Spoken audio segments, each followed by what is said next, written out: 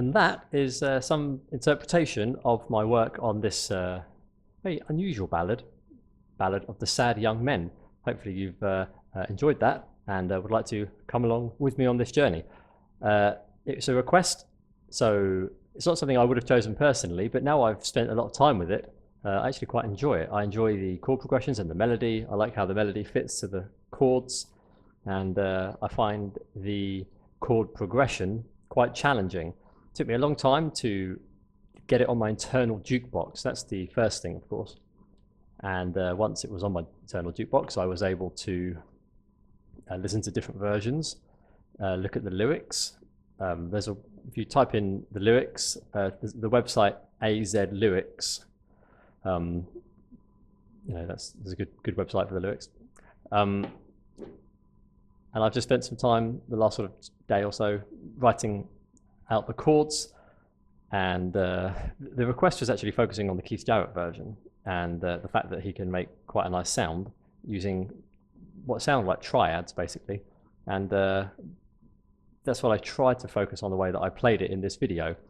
I was just playing some major minor triads. There's an occasional augmented triad in there, and but at the same time as those major minor triads, you've got some quite complex tasty chords, like lots of flat fives. There's a flat 9 in there somewhere, suspended chords, which is another triad, some 11ths going on, and lots of 2-5-1 movements. I've done the hard work for you because all the versions I listened to, and there's in the description box below, there's lots of goodies related to this song.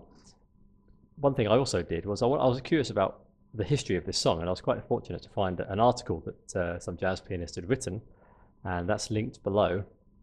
And you can learn about the time period when this piece was written, and some of the references in it, and some interpretations of the lyrics, which is sort of quite interesting. So it helped me to understand why the piece even exists. That's something quite important to do. You might find that useful as well. It's a kind of theoretical analysis of the song. It will take about 10 minutes, 12 minutes to read, but I think you'll enjoy it.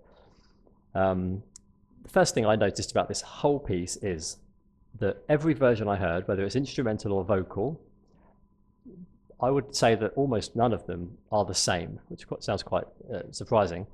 Sure, they follow a general structure, but for example, the Wynton Marsalis version, cuts out a section. The Chet Baker version jumps right in to one part and misses out lots of repeats. And these are pianists, these are musicians who you would think would have done it correctly as per the original song, but they haven't. They've done it in their own way. So I think the first lesson from this, before we even look at the chords and the structure, is it's such an interpretable piece that you can play it how you want, basically. As long as you get the main section down, you can repeat how much you want, you can start improvising whenever you want, because the lyrics are actually a story. So it's not really a song that sort of welcomes an improvisation like regular jazz standards do. It's the sort of piece that you just listen from the beginning to the end, and then it finishes. But of course we can talk about improvisation a bit later. It's quite a deep piece to get into, and so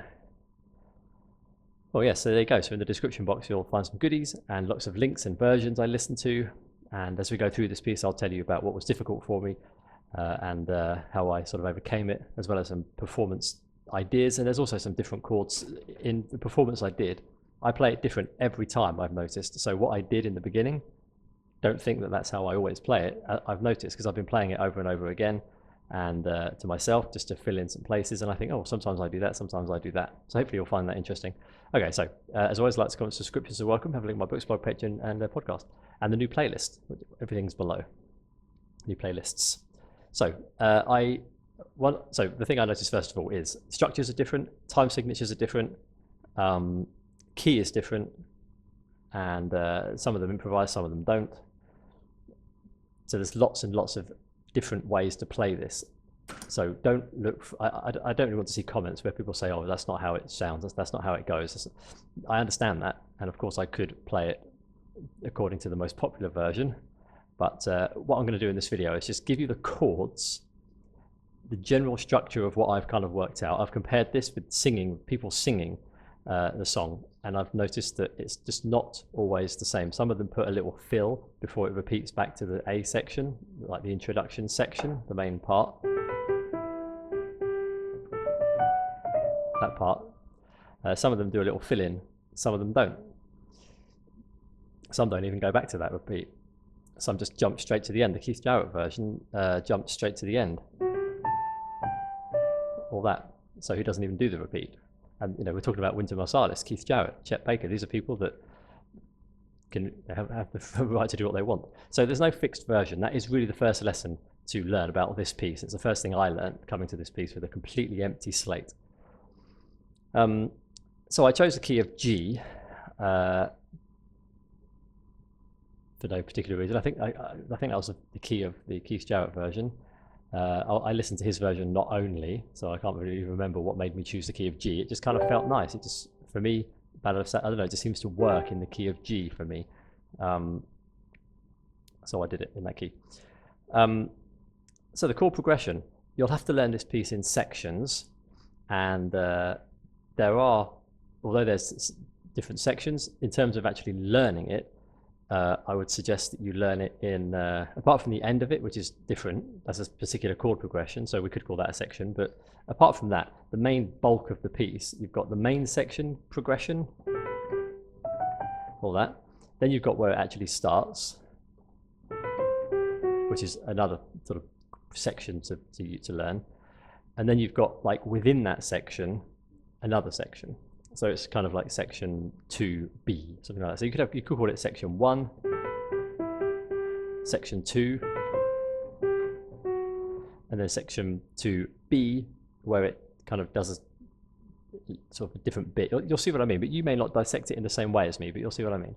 So I'll put this up here. There's a photograph of this in my Google Drive, which is linked below. In the Google Drive, you'll also find the playlist, well, I have a playlist called Song Analyses, Sorted Song Analyses, and in there are all the lead sheets for those, and there's like 50 in there or something like that. So this is going to be yet another one. So, key of G, familiarise yourself in the key of G. A lot of stuff is going on in the key of G. So, first one is G, and there's variations on how you can play this. The first one being just G major, and you could, on the second chord, put a C in the bass. Like the other way around, you play a C chord and then you put you keep the G in the bass. So it has that kind of gospel-y sound. So it starts on G. You're going to pick up the melody as we go.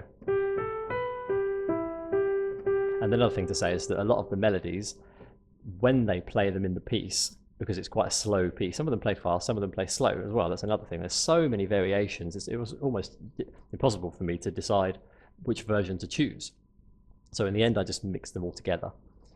The G, you can just stay on the G, which is quite an easy way of doing it. Or you can play a sus chord, which kind of gives you a C, sus2 you could call it. It's kind of a C9 as well, without the third. So it's kind of blending over two chords there, but it's quite nice when you play a combination of G, G in the bass, play the C for one beat there, and then come back to the G, or play a G sus with a G in the bass, like this. This piece only works, you'll only learn this piece if it's absolutely on your internal jukebox, and it's taken me I've probably listened to this piece in total about 100 times, and I really mean that, in the last kind of day and a half.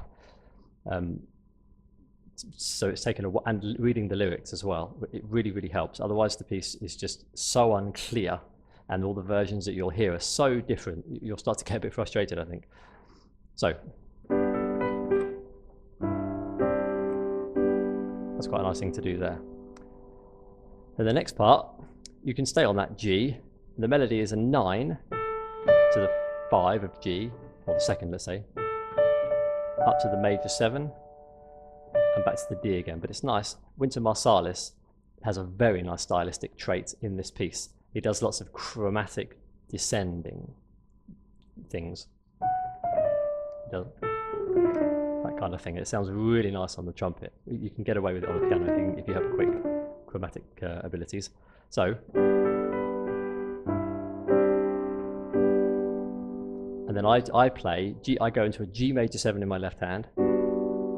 Melody is the A, which is the 9. That's why I said 9 earlier, but it's the 2nd of G, or the 9th of the chord.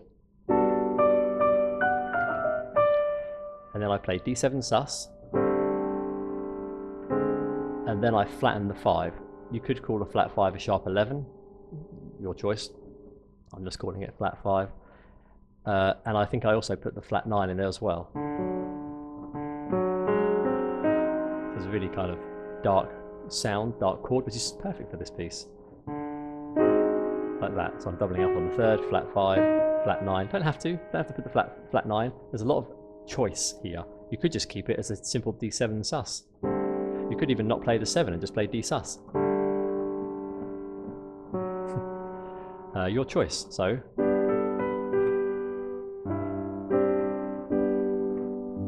then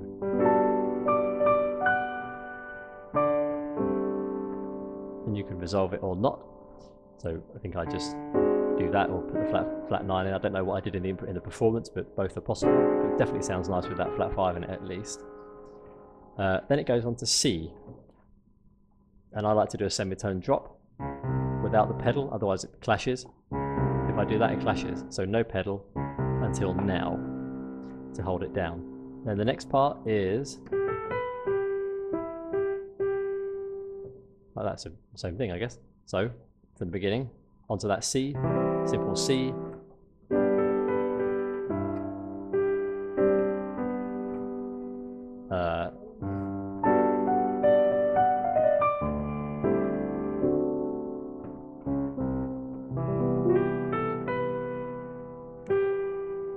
Now you can do again the G with a suspended, if you want, actually, because it actually goes onto an A minor. So you're going to go from the C. You can just do nothing and land on that A minor, which sounds nice without the 3rd in the left hand because it's too muddy. 9 being played by the right hand, 11 being played by the right hand, melody notes the E, the 5th. The melody note then goes to a G. Then you put a B in the bass and play a G chord. But I found that it sounded quite nice to put a flat 5 here.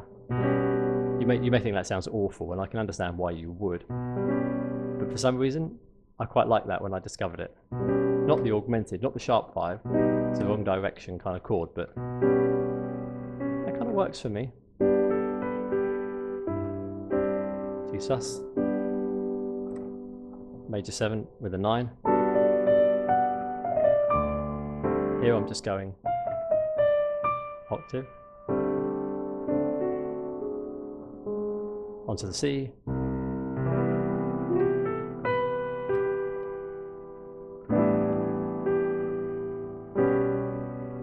Have to do that. And then C. And now you can play a D sus. The B is the 13, which is nice. Onto G, and even on the G you can land on a G sus, or you could land on a C and resolve to the G. There's lots of that kind of freedom, and different versions all do different things. So I'll just do it again so you can follow.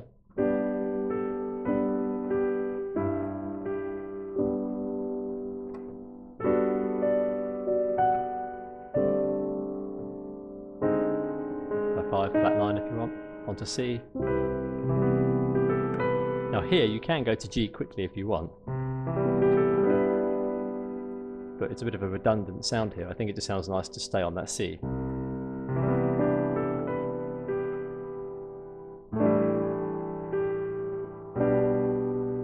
Without the flat 5 this time, and then back to C again, major 7. And now what I do, I play the 1 and 5 in the left hand, and then I play this chord, which is a D7, flat 9, but the melody notes are 13, so it's like a D13, flat 9. Lovely sound. The melody lends itself to the nicer chords in this piece. So there's lots of that kind of sus resolution stuff. Now what I liked to do, because in every other version it just ends like that, the first section, and then it just goes into the A minor chord for part B. But I like it when you land on that G, I put a G6 chord, not just a G major. So that's just a G chord, but I like it to go, there's just something softer about that. It's almost like a relief that you're playing a soft chord, in contrast to all these richer, darker, suspended, unstable, you know, deeper chords. It's just, oh, that's nice. You know, it's almost a relief. Now start to play around with that whole section and experiment with it. I'm going to play in octaves. Don't think about time signature. I think this piece is best played when it's flowing instead of... It's too straight to play like that. So a bit of freedom. Play the chords in the right hand with the melody. Double up the melody with both hands like this. And then come back to a chord with both hands. Drop to a chord.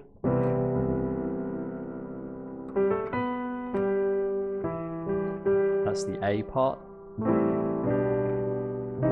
So what I did there is I played the melody, and there's a few versions where the singer will sing the melody way before the chord comes, and the opposite's true. Often I heard that the chord will play and then the melody will be sung suddenly at the end, and I kind of did that a bit there. So let me just do that on purpose. Not yet. Here.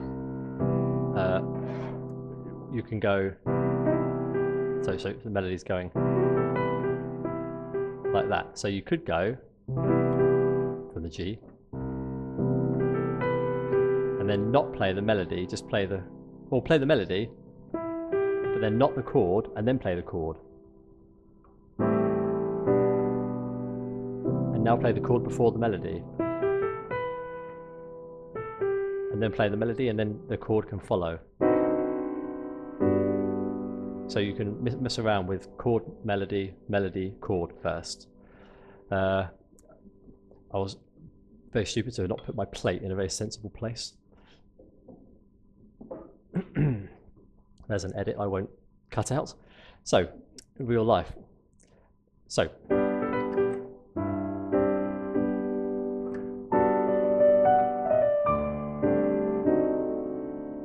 it looks like, it sounds nice, but what I'm playing is D7, doubling up on the D, playing a flat 9, doubling up on the third, jumping down to the, or falling down to the C without the pedal,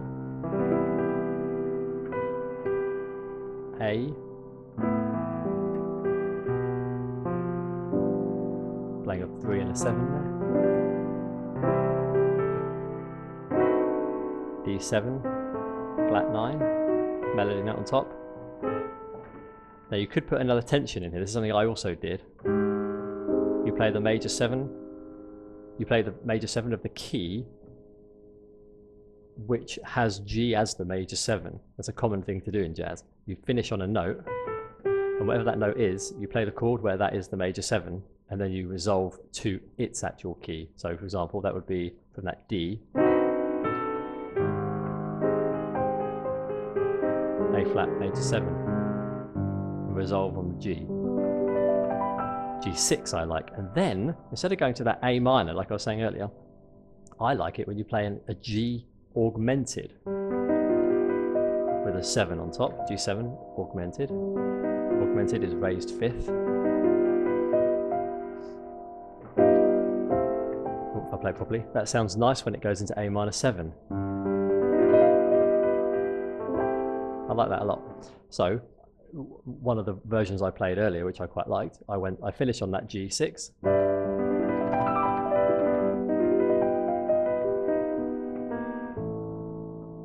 and then it chromatically landed onto the A. So what I did is I played the G6.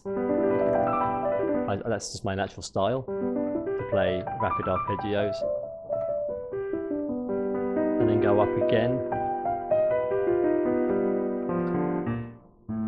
and drop down from that B flat, for example, like that onto the A. So just play around with something like that and you'll get it.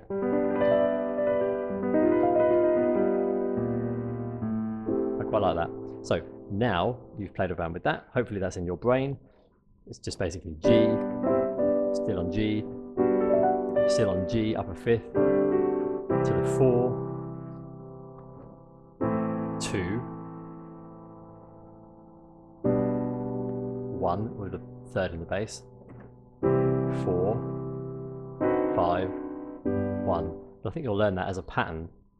I'm not really remembering that part as a chord progression numerically, which is quite unusual for me because I always put things in numbers.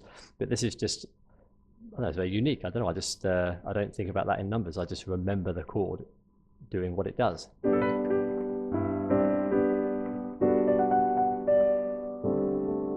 Maybe because it's just so much on G, then just a D chord, which is a 5, and then it goes to 4 instead of 1, and then 2, 1, 4, 5, and then I just put the sus chords in whenever I want, or put that major 7, you know, a semitone up. Anyway, G augmented onto A minor 7. It sounds nicer to put the 7 on here and not just play a minor triad. Definitely better with the dominant 7. So, have a look at the melody now. And also learn this with the lyrics.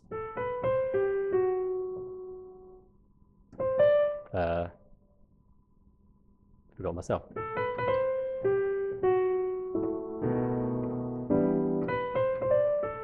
Like that. Just the notes of G major there. Over a nice floating 2-5-1, which means you go onto a temporary root, and that happens to be C, which is the 4th. Unsurprisingly, like in many jazz pieces, you go up a 4th a lot, and it's nice to get to that 4th via its own 2-5-1. And in this case, it's the 4. It also does a 2-5-1 onto the 6 later. Well, that's the main melody, 2-5-1 onto the 6. So it goes like this. So we're on A minor 7. 4 beats for that chord. You'll pick it up as we go along. Now here's the 2-5-1 onto the E, which is the 6.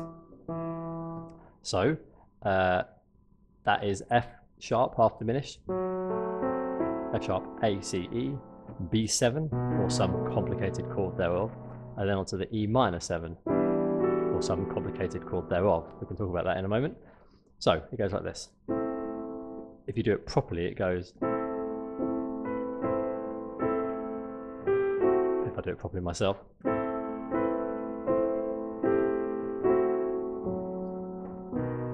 so it's 2 beats on the F sharp, 2 beats on the B7, but it's nice to pull this lyrical melody around a bit.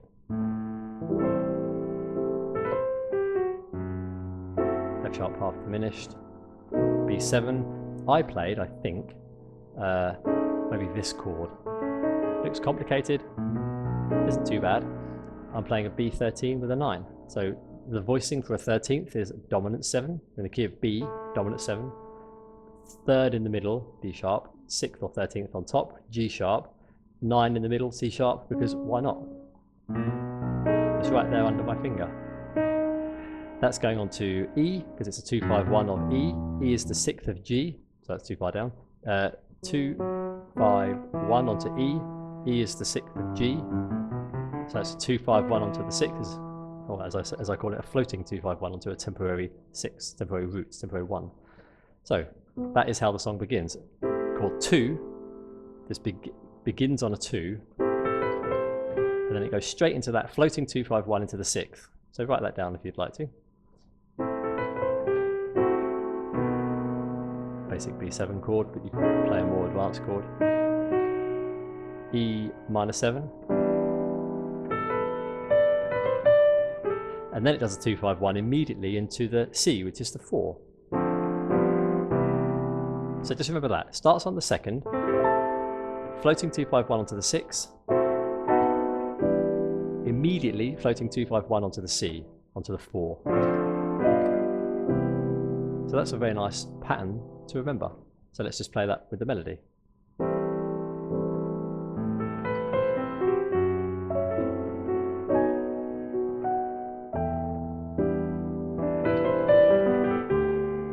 melody note on that D minor 7 is an 11. Sounds really nice if you add the 9.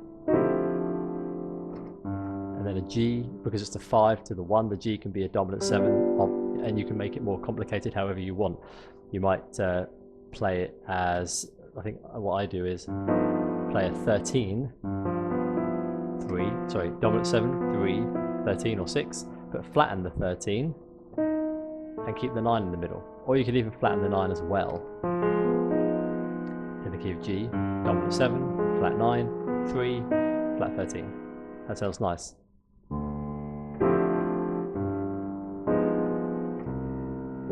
Onto C major, 9. Here's the 9. So from the beginning of the, I'll go from the beginning of the actual piece.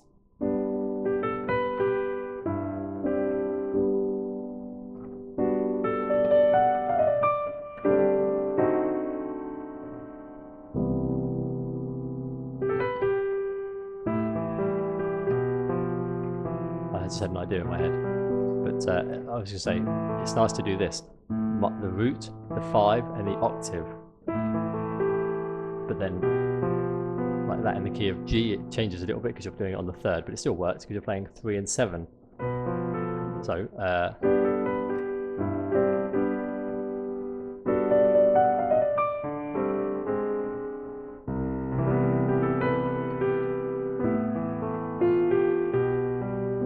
it would sound nicer in this particular instance to do it as the 3, the root and the 3, and then on to C. And you can do it on the D as well. So just experiment like that. Then we go into this G augmented as I like, onto the A minor 7. 2, 5, 1 onto the 6.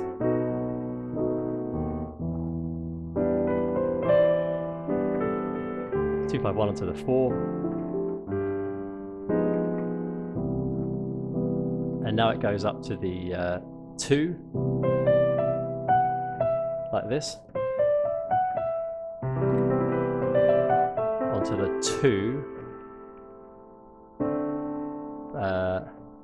and then it's kind of doing a 2, 5, 1 onto itself, but it doesn't finish, so it's just doing 4. Having done a 2, 5, 1 onto the 4, it then goes 2, 5 in the key of G, but doesn't go to the 1, it lands on the 3. And then it goes to its 4th. We'll talk about the next chord in a moment, because then that goes to its, so you could say it's doing a 2, 5, 1 onto the 2. So it's doing a, so let's just do this at the beginning. A minor 7. 2, 5, 1 to the 6. 2, 5, 1 to the 4. Without the complicated chord, just G7, just to explain. Up to the 2, 5, not to the 1. So it's doing a 2, B minor 7, 5, E7 of A, the 2. So it's doing a floating 2, 5, 1 onto the 2, which is exactly how the piece begins. The piece begins with that A minor 7. So you have to sort of imagine that that A minor 7 came from a floating 2, 5, 1 onto the 2nd. It's quite interesting. So I'll just do it from the beginning. So 6, that's 2. Floating 2, 5, 1 onto the 6. Floating 2, 5, 1 onto the 4. Floating 2, 5, 1, but don't finish it onto the root. 2, 5. And then a 2, 5, 1 onto the 2, which is A. B minor 7, E7, but it's nice here to play the flat 5. And then resolve it. You hear that in a lot of versions. Then you're back onto that A minor 7, and that goes again to the half diminished on F sharp, B7 to E, so it's doing again a 2, 5, 1, floating 2, 5, 1 onto the 6.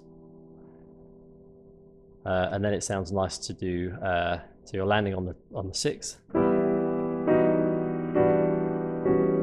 So I'm playing the 9 on top, and then I'm dropping down to the major 7, dominant 7, 6, which is a very nice sound. You might call it E minor 6/9, which is nice.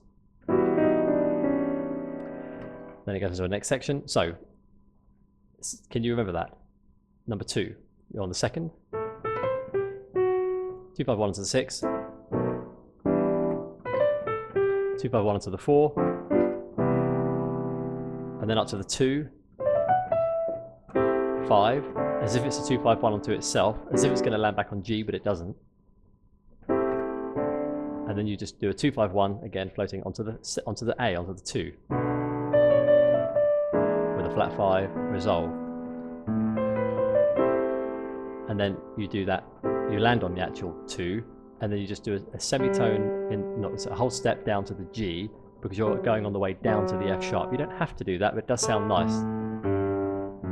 Back to that 2, 5, 1 onto the 6 again, and then you do that minor major 7 with a 9, minor 7 with a 9, minor 6 with a 9. You can start on the octave, just work it out yourself, do what you want. So 2, 5, floating 2, 5, 1 to 6, 2, 5, 1 onto the 4, 2, 5, but don't resolve it to the 1. Now a 2, 5, 1 to the 2 with a flat 5 on that 5, meaning E is the 5th of A, flat and it's 5. G in the bass, F sharp for that half diminished. See how it sounds nice? Now that's that part. Now this is sort of next part, that kind of part 2B, which I call it. And it goes, how did it go? Like that. Lands on the D, which is the 11th of A, which is where it's going. A minor 7. Put the 9 in there if you want. So let me just go into that. You've just done that E minor thing. G, A, B, E, D. So I'm opening up these chords. A minor 7 with a 9 and an 11 because it's the melody note. So I can double it down here.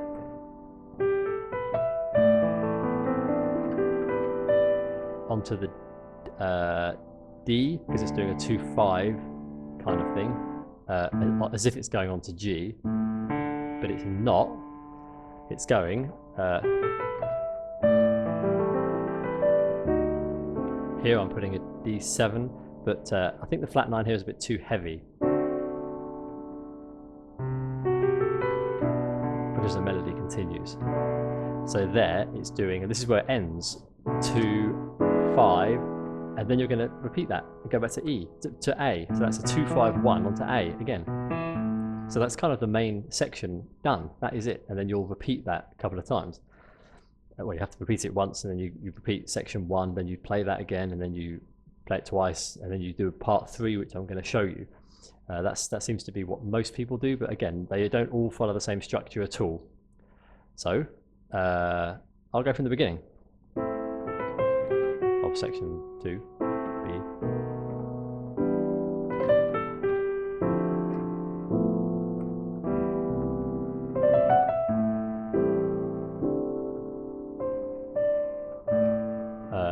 I lost it myself there. There's a lot to think about. Right, 2, 5, 1.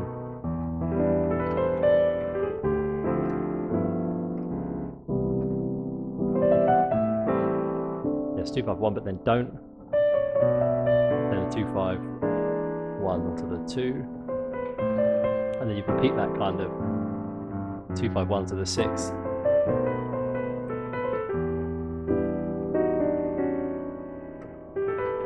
A minor 11, D7. So it goes. So from that A minor 7 with the 11, D7 or D7 sus, you have to put that C in the bass. It just is necessary. On the way down to that B, which is going to be a 2 of the 5 with a flat 5, the B flat, and then it starts again. So I'll do it again, try to follow along and say the chords as I'm playing it. I'll do it from the beginning.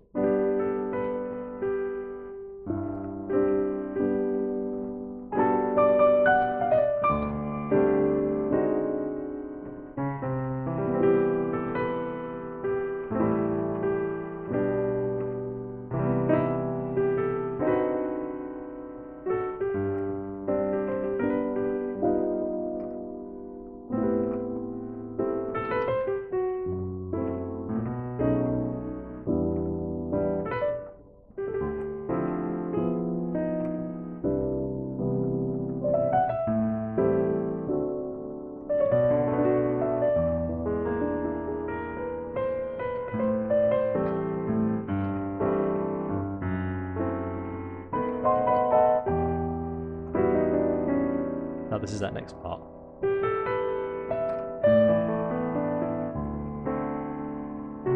With that C in the bass. Here I'm playing B minor 9 with a nice voicing. Playing B minor completely in the left hand by broken F sharp. And then I'm playing the minor, the 5 and the 9 on top. 3, 5, 9. Nice. And then that goes to the E with a flat 5. E7 flat 5. And then you repeat it. But now the second time you go through that again, that section with the A, go through all that, and then when you get to that E minor part with that descending part,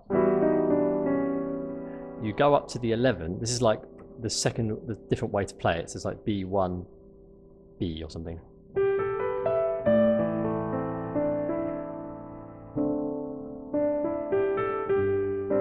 And then you resolve on that G instead of going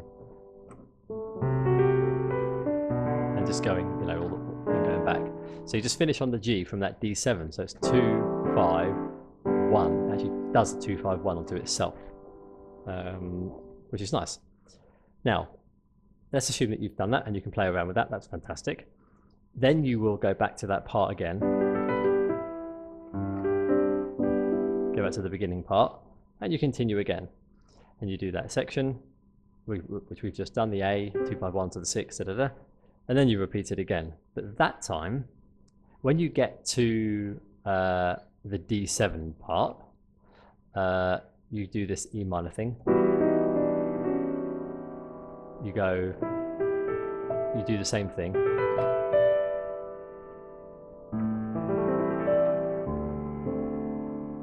And then you go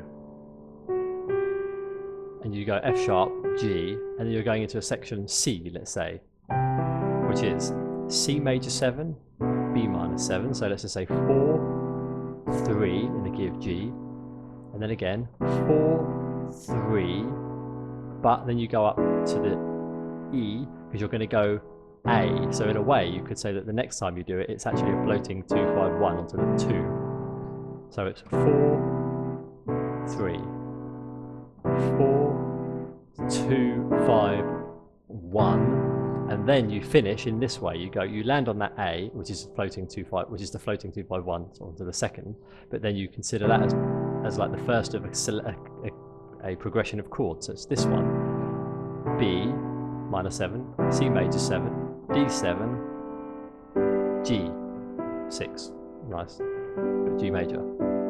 So, and if you listen to different versions, you hear different ways of getting there. So the one that sort of worked for me when I listened to it the most was we go through that A part, I mean the main section with the A minor 7 chord.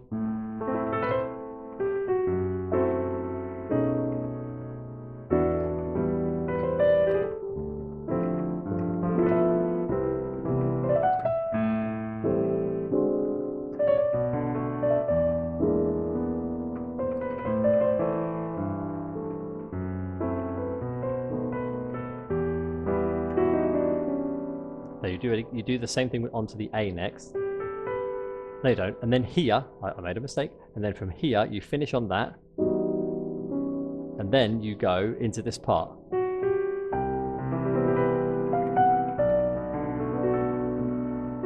Up to the A that time.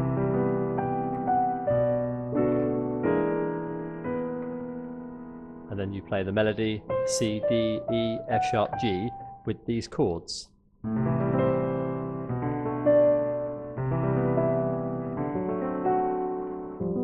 So it's either a minor or a major third being played. Minor, minor, major, major, minor, minor, major, major. Finish on the root. So I'll just confirm that again. When you've gone through the whole piece and you're all the way near the end and you do that E minor 7 part, you then jump to this. So originally I said you do that first, but you don't. That was an error. That's when you go to the G, the 2, 5, 1, where it ends in the middle of the song. But this time you actually stop here, that you'll see on the sheet when you look at it yourself. like you go through it all the way, multiply it, do it twice, and then the second time you go to B2. There's a little 2 there, and that means end on the 6. So it's 2-5-1 onto the 6. It's a 2-5-1 meaning A minor 7, D7, G. That's what the B2 means at the second time. And then the third time you actually stop here. That's why I got a bit confused on that E minor thing, major 7, 7, 6. And then you go to the B3 part, which I've put down here. Ba-dum bum, ba-dum, ba-dum, ba-dum. So 4, 3, 4, floating 2-5-1. And then you count up with that on that A, B, C, D, G. That's how you do it. I'm not a singer, as you have noticed. Hopefully that has helped you. Now, just a few comments in closing for the improvisation ideas. Because I don't feel personally that this piece should be too metronomic. I mean, you can put the metronome on if you want and just play along with it. It's a very sparse piece. And that means that a lot of your left hand is only going to be playing the root, possibly as an octave, but with the 5 in the middle. I think that's going to be most of the accompanying that you're going to do. You might put a minor in it, so you're playing an octave, but the minor instead of the 5th. So that can be a kind of left hand thing. And also you might be sharing the chords. So the last common thing to do is you'll play the chords with both hands in some way, then do something improvised with the right. I'll give a few examples, and then come back to play a chord, and then do a bit of melody, and then play a chord and then do a melody, that kind of thing. So in the first part where we're on A, we've got 4 bars of A, so you could just play the chord as a whole chord. I'm playing it as a minor 9, 9 minor 5 7 9. So you might want to keep that down with the pedal. Different ways of doing this, of course. Just a few examples to think about. So you might just get into that part, and then you might want to just play like this in the left hand. So just going octave, sorry, root, bass, 5 and octave, 3, 4, while the hand is doing something. Or you might do nothing. You might just play the chord.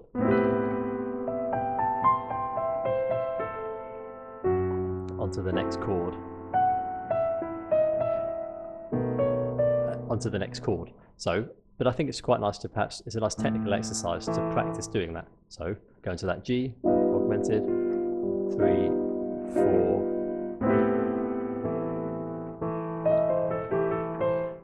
Onto the next chord, which would be F sharp. So you might just play the F sharp as an octave, and not need to play an improvisation because you're playing the chord with the right hand.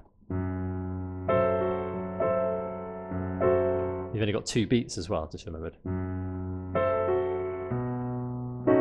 So the improvisation can literally be you're transitioning over some chords. So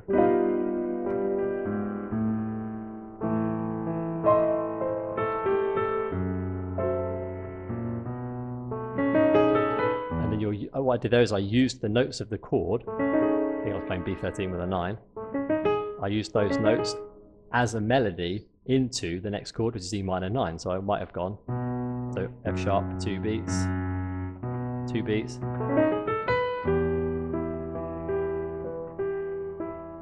Things to think about in the right hand with improvisation. I call it 3 levels to improvisation, 3 steps to improvisation. The first one is using notes of the chord. So if I was to play A minor 7, I just mess around with A minor 7 with an occasional grace note, but my main focus is on the notes of the chord, which is nice. So that would be 1, 2, 3, 4.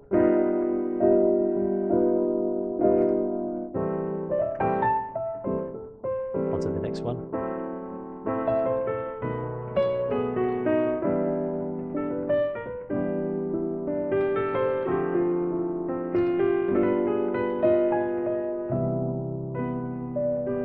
So I'm playing notes of the chord. It sounds pretty, perhaps, because they're very, very safe notes.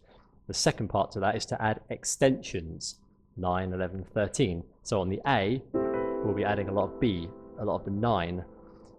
Not too much time on the F sharp or the B7, but we could add the C sharp, which is the 9. Nice. Can you hear how nice that sounds? F sharp is the 9 of E, so you can focus on that.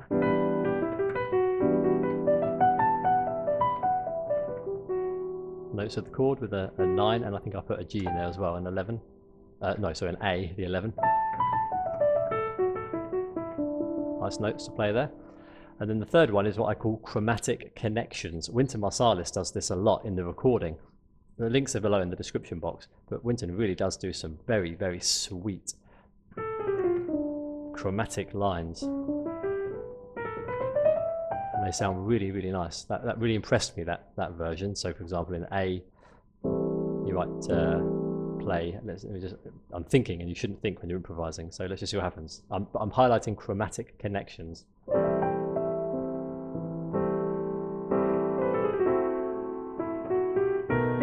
9 onto the 9 here, and I already know that I'm going to do like a kind of run up to the 5 maybe, and then I'm going to maybe do a run up to the 9 on D.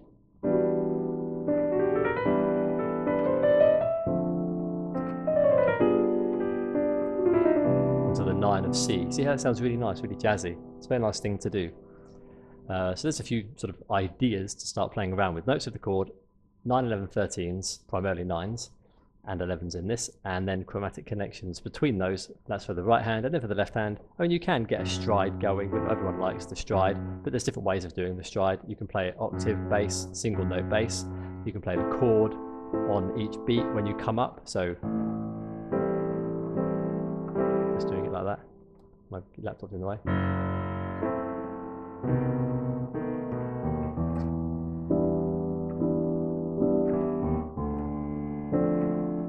So I'm not playing it in a kind of, you know, that kind of cliche way, you know. That can be quite nice.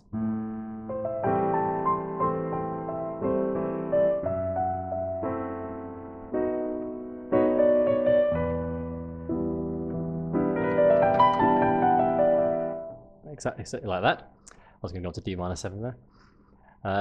Or you can do a kind of I forget what the classical word is. It's like an Alberti bass kind of thing. You can kind of have a kind of moving. Oh, my F sharp doesn't work. That kind of thing. That's not really my style, but that's something that you could do.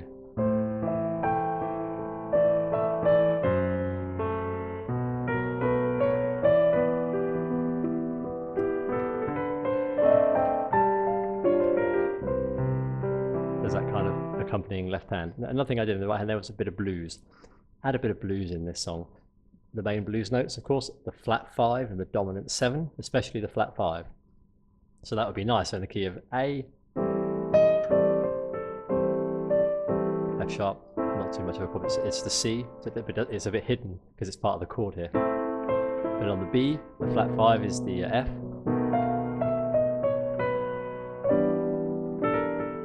Then the flat 5 in the key of E is the B flat. So you can highlight some of the blues notes. I was being a bit excessive there, but you get the idea.